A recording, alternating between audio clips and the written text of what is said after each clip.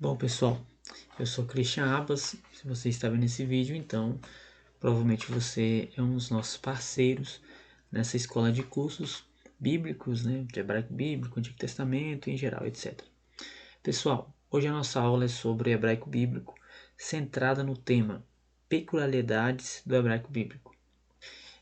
Nessa aula nós vamos abordar mais a diferença do hebraico para o português. Por que é importante, antes de iniciar no estudo do hebraico bíblico, você saber quais são as diferenças que tem do idioma hebraico para o idioma português? E são muitas diferenças. Esse primeiro impacto, esse primeiro contato, ele vai causar um pouco de estranheza se você nunca parou para pesquisar por si mesmo. E ele é um impacto muito grande, né? Como se fosse um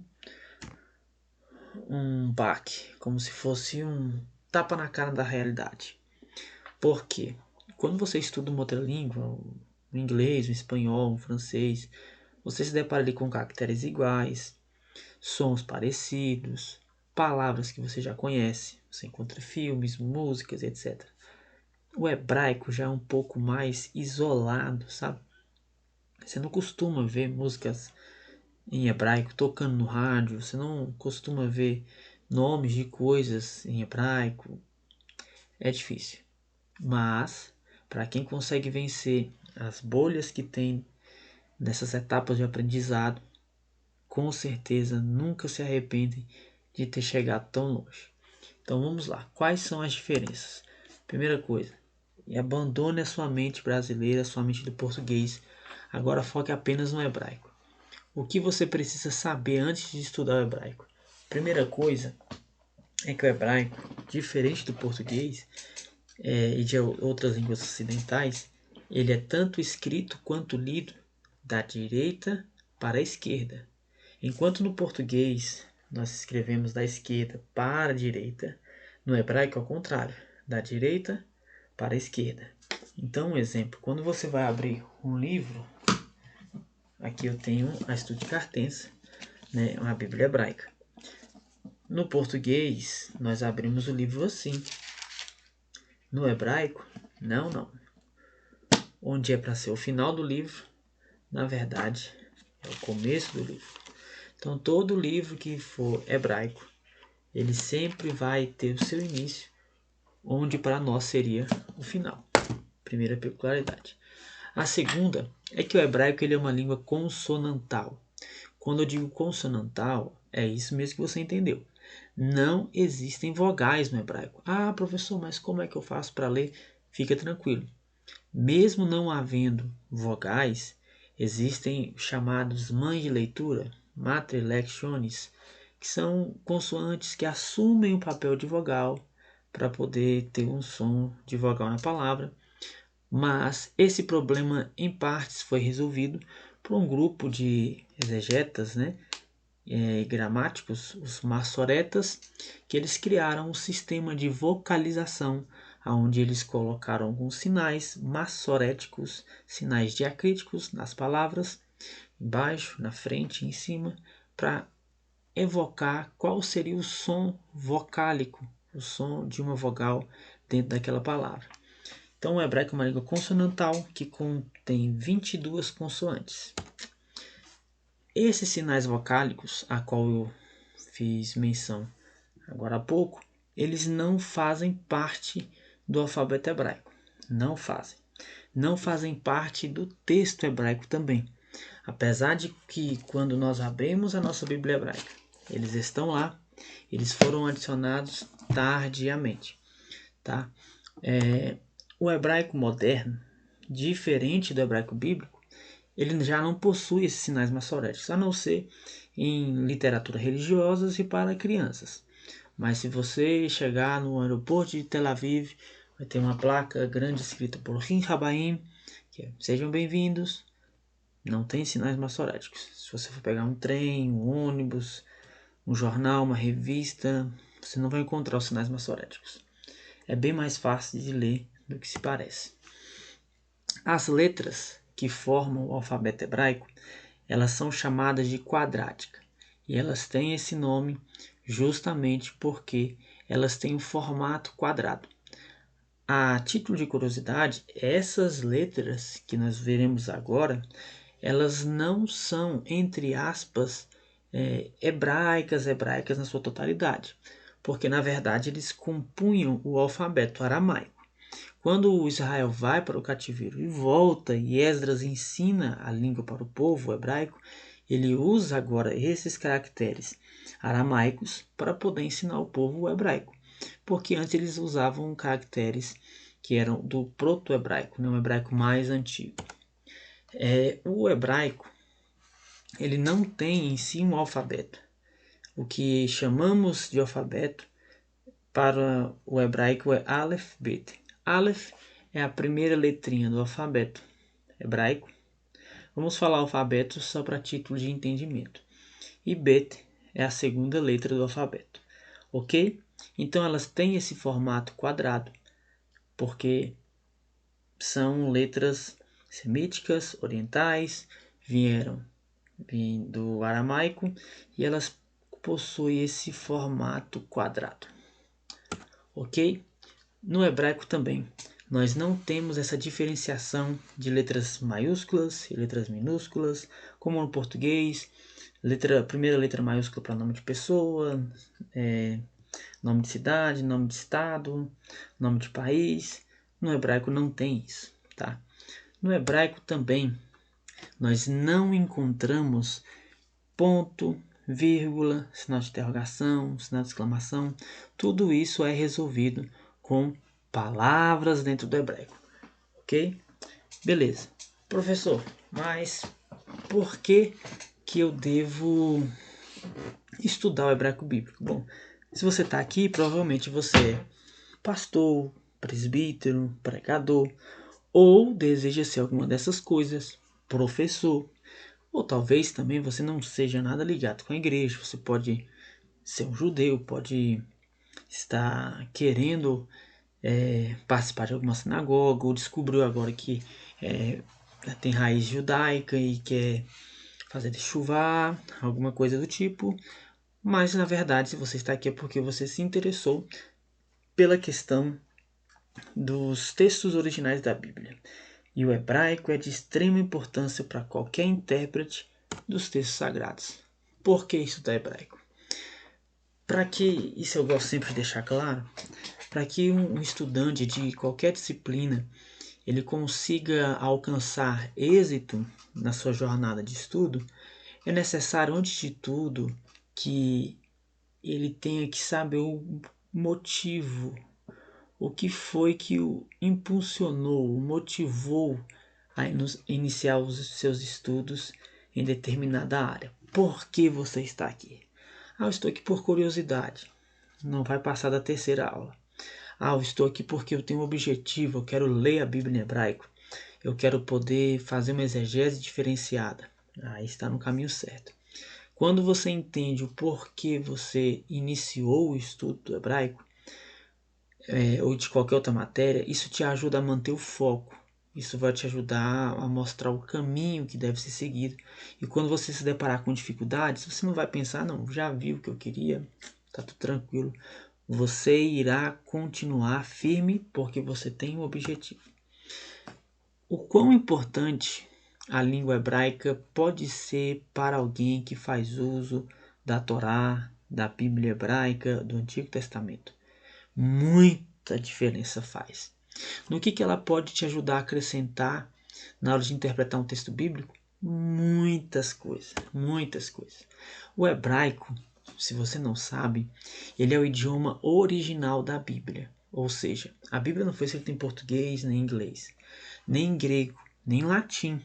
A Bíblia foi escrita, o Antigo Testamento, em hebraico, com exceção de alguns capítulos de Daniel, que é o capítulo 2 a 6, e os capítulos de Esdra, que foram escritos em aramaico. Nós podemos ver lá em Daniel palavras aramaicas, o capítulo inteiro em aramaico. E nós temos também no livro de Daniel escrito em hebraico. Mas tirando esses dois textos, esses dois profetas, não encontramos nenhuma outra parte da Bíblia do Antigo Testamento que não tenha sido escrito Beivrit, em hebraico. Beleza? Então, o hebraico é a língua original, a língua mãe, de onde vem o texto sagrado. Então, para se realizar uma exegese perfeita do Antigo Testamento, sem o hebraico é um problema. Por quê? Porque é dentro do hebraico que se encontra o sentido das poesias, dos hebraísmos, dos sarcasmos, das rimas, das palavras-chave, a estrutura do verbo, a estrutura da palavra, do texto. É muita coisa. Um exemplo, no hebraico não tinha negrito, sublinhado, o caps lock, caixa alta, quando você queria chamar a atenção ou dar ênfase a uma palavra. Então o que se fazia? Você repetia essa mesma palavra várias vezes. Isso era uma forma de chamar a atenção dos leitores para aquela palavra. Ve-kara-ze el-ze, kadosh, kadosh, kadosh, Adonai Tsevaot. E diziam uns para os outros: Santo, Santo, Santo é o Senhor dos Exércitos. Por que Isaías disse que os anjos cantavam santo e repetiu 3 vezes? A repetição da palavra Kadosh, ela traz um sentido do superlativo. É que os anjos estavam dizendo santo, mas Isaías ele queria frisar essa santidade. Então ele a repete 3 vezes. É santíssimo.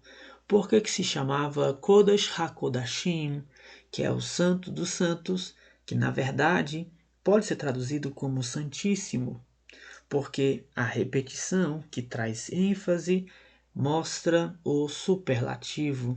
Nós encontramos muitas variáveis, muitas coisas interessantes que só é possível ver à luz do hebraico. Por que estudar hebraico? Um famoso poeta israelense, Haim Nahman Bealik, a foto dele está aqui. Ele disse a respeito de se ler a Bíblia em qualquer idioma que não fosse o hebraico. Palavras suas. Ler a Bíblia traduzida é como beijar sua noiva através do véu. É lógico, você não vai ler a Bíblia porque ela não está em hebraico de maneira nenhuma. Mas se você tem a oportunidade de lê-la no idioma materno, no idioma original, então faça, porque é uma experiência extraordinária. Martinho Lutero também deixou a sua opinião a respeito do hebraico. Martinho Lutero, tradutor da Bíblia também, com um colegiado o ajudando, ele disse: se eu fosse mais jovem, aprenderia o hebraico. Sem este idioma não é possível compreender corretamente as sagradas escrituras. Então, historicamente, a Bíblia foi traduzida do hebraico para o grego, do grego para o latim, do latim para o português e para outras línguas.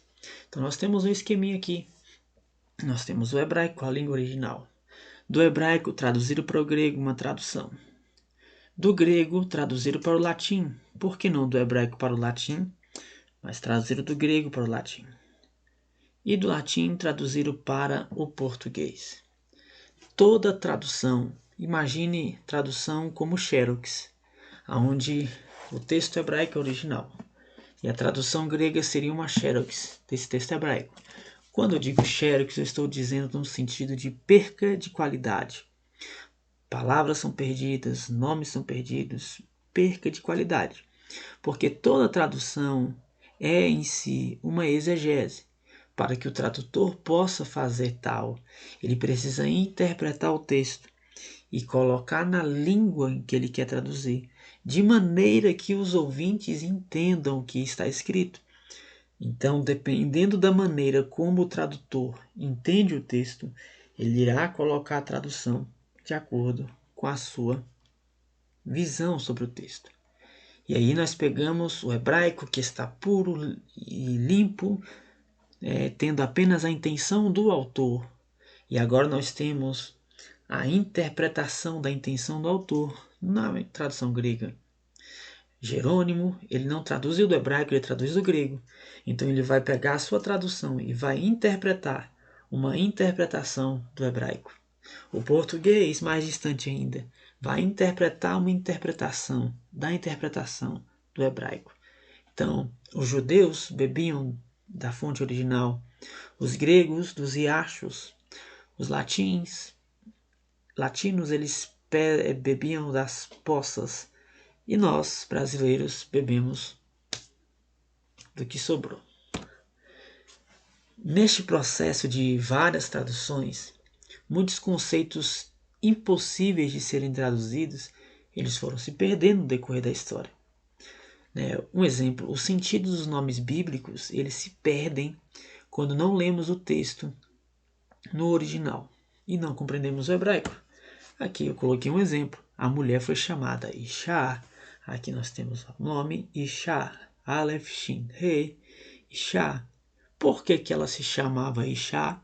Porque ela foi tirada de Ish, Aleph, Yud, Shin, Ish, Isha. Perceba que a diferença entre esses nomes é que em Ish, homem, tem o Yud no meio, e na mulher, Isha, não tem o Yud, mas tem o Re no final. Ish, Isha. A mulher foi chamada Isha, porque do Ish foi tirada. Aqui nós temos a palavra Adam. Adam é o nome de Adão, mas também é uma palavra para a humanidade, homem no sentido de humanidade. Ele foi chamado Adam porque foi tirado da Adamá. Observe que a diferença aqui é apenas um Re no final, pois essa letra é o Mem, Sofit, e aqui é o Mem, comum. Todas as vezes que o Mem aparece no final de uma palavra, que ele é a última letra da palavra, ele é escrito dessa forma. Então, Adam foi chamado assim, porque foi tirado da Adamá. Os textos bíblicos, eles fazem muito mais sentido, tanto em sua métrica quanto em ritmo, quando ouvido em hebraico. Observe o Salmo 23 e veja como é que os sons se completam. Mizmor le David, Adonai roi lo echsar, binot deshem yarbitseni, al me menuchot naaleni, nafshi eshovev yandcheni bimagli tzedek leman temo, gam ki elech begel samavet, לא יכרעך כי אתה עמד שבטך ומשענתך, חמה ינחמוני, תערוך לפני שולחן נגד צורריי. נשענתה בהשם יחושי כוסי חוויה, אך טוב החסד יחטפוני כל ימי חיי. ושבתי בבית אדוני לאורך ימים. Observe como os sons se casam, como as palavras se conectam, como é possível até mesmo colocar música nisso. Tem alguns cantores, Yosef Cardunet, um exemplo, ele canta uma música do Salmo, Mizmor le David, Hashem roi lo echsar, bin yodeshem yarbitseni, al me menuchot naaleni, nafshi yeshovev yandcheni, bemagat tzedek leman shemo, etc. Então, é o original, não tem como. Os nomes dos livros bíblicos, eles perderam seus sentidos originais e tomaram para si nomes gregos. Gênesis virou Bereshit, virou Gênesis, Shemot virou Êxodo, e assim por diante. Isso é preocupante? Não. Mas perde-se a essência, porque no Humash, palavra Humash, é Pentateuco em hebraico, os 5 primeiros livros da Bíblia, chamados de Pentateuco, eles têm algo de especial, porque cada primeira palavra do livro, ela virava o nome do livro. O livro do Gênesis começa Bereshit bara Elohim et hashamayim ve'et haaretz. Então o nome do Gênesis era Bereshit. O segundo livro, Shemot, Êxodo, se chama Shemot porque está escrito Eile Shemot. Estes são os nomes. Levítico se chama Vaikra, Vaikra e chamou em português. E ele leva esse nome porque o livro de Levítico começa Vaikra. Bamidbar, no deserto, tem esse nome porque as primeiras palavras ali na terceira ou a quarta aparece Bemidbar, então é chamado Bamidbar, no deserto. E Devarim, Deuteronômio, começa com esse nome, Devarim, porque a primeira palavra que aparece também é Devarim, Ha-Devarim. E há um segredo em tudo no hebraico. Quando nós pegamos os nomes dos 5 primeiros livros da Torá, o Rumash, o Pentateuco, nós encontramos essa sequência: Bereshit, Shemot, Vaikra, Bamidbar, Devarim. Bereshit, no princípio, Shemot, os nomes, Vaikra e chamou, Bamidbar, no deserto, e lhes deu, entre aspas, Devarim, palavras, porque no hebraico, Midbar, que é deserto, e Medaber tem a mesma raiz, o mesmo shoresh, porque provém do mesmo tronco, da mesma raiz. Porque para Deus, falar e deserto são coisas iguais, são coisas únicas, são coisas indissolúveis. Por isso que ele fala também em sua palavra: atrairei o meu povo para o deserto e ali falarei ao seu coração. É por isso que ele diz também que nem só de pão viverá o homem, lechem, mas de toda palavra davar que sair da minha boca. Então é isso, pessoal. Eu espero que vocês tenham entendido e eu quero agradecer você que ficou até aqui. Não desista do hebraico. O hebraico nunca desistiu de você. Até mais. Tchau e lehitraot.